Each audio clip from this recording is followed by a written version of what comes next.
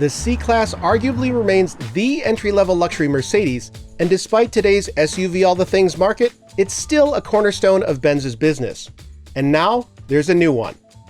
Yes, even though the German automaker now offers the youth-oriented A-Class and a whole bunch of lower-end crossovers, the C isn't just the most affordable way to get into a proper rear-wheel drive Mercedes, it's been the automaker's most popular model worldwide over the last decade.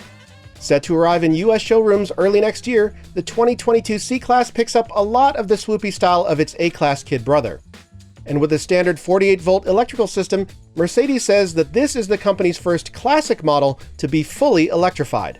But don't misunderstand what that means. This is merely a mild hybrid with an integrated starter generator. This isn't an EV. Regardless, this new C-Class looks great, packing strong rear-wheel drive proportions thanks to a generous dash-to-axle ratio. Plus, it has a markedly more aerodynamic appearance than before. Did I mention it's loaded to the gills with more luxury trappings and gobs of tech inside?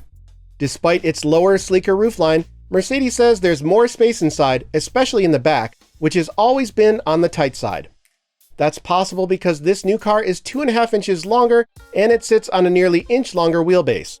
It's wider too. The rear track alone is up by nearly 2 inches.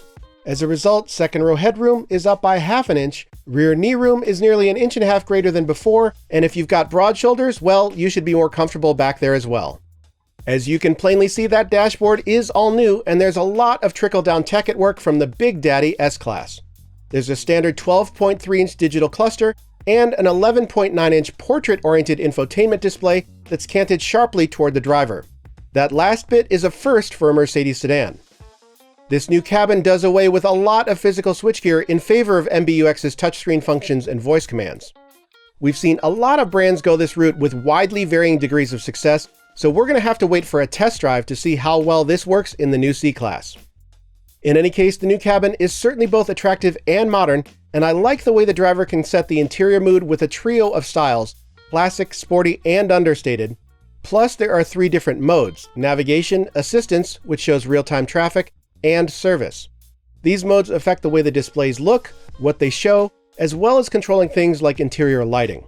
One kinda crazy detail, it's got a built-in fingerprint scanner which helps keep your personal information like emails, calendar appointments, and payment information confidential from all other drivers.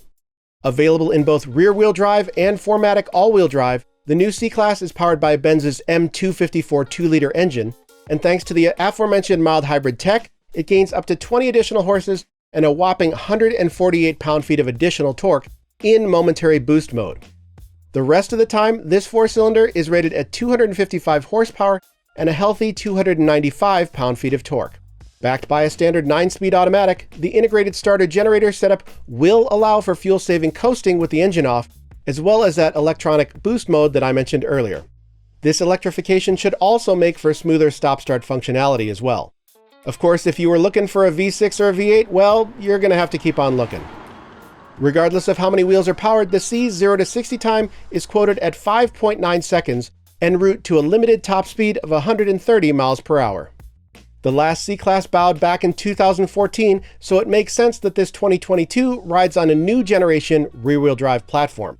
Company officials tell me that this chassis also allows for full hybrid and more, but it isn't the same architecture that underpins Benz's raft of forthcoming EVs, so I doubt we're going to get a C-Class EV. That is what the EQ range is for. Like the S-Class, all of the sensors and cameras available on the new C work together more cohesively for enhanced safety. Lane recognition tech now works with the available 360-degree camera system for improved performance on corners and highways alike. Better sensors and software also allow the car to look further down the road, detecting and reacting to parked cars at speeds of up to 62 miles an hour. The old system could only manage 37.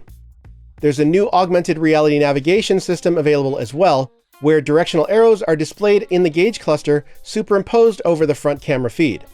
We'll have to wait a while longer for pricing and fuel economy info, but all in, this looks to be an impressive new sedan. The C should stack up even better against perennial rivals like the BMW 3 Series, as well as relative newcomers like the Genesis G70. Now, is it going to stem the worldwide exodus of buyers leaving sedans in favor of SUVs? Well, no. But globally, Mercedes sold nearly 400,000 of these things in 2019 alone, And as I said before, they've sold more C-Classes than any other model over the past 10 years. In other words, this sleeker new sedan is still really important to the three-pointed star, and now it should be much better to drive.